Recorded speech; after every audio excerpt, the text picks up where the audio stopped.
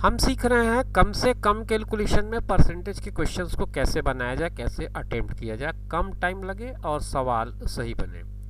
If x is 30% less than y and z is 50% less than x, then what percent z is less than y।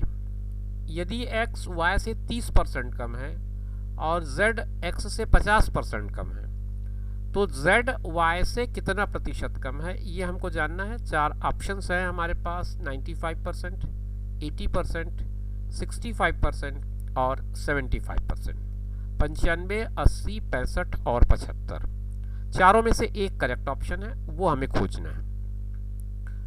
x is 30% less than y, तो मैं y को 100 मान लूं।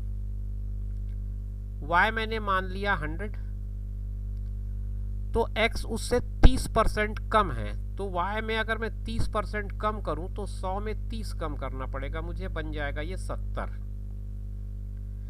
फिर उसके बाद कहता है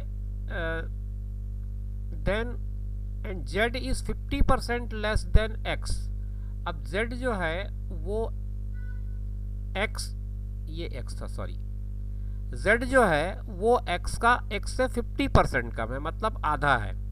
तो 70 का 50% 35 हुआ, 35 इसमें कम करने के बाद ये ऑटोमेटिकली 35 ही बच जाएगा। 50% कम हुआ तो 50% बच गया।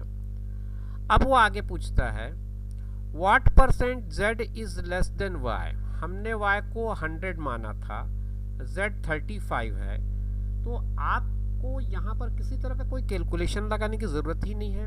अगर y 100 है और z 35 है तो आप सीधे समझ सकते हैं कि दोनों के बीच में 65 का अंतर है, और यही अंतर इसके परसेंटेज का डिफरेंस भी बताएगा, क्योंकि आप कैलकुलेट 100 के बेसिस पे कर रहे हैं। तो आपके क्वेश्चन का आंसर 65% होना चाहिए। ऑप्शन सी में 65% है, इसे ही टिक लगा दीजिए।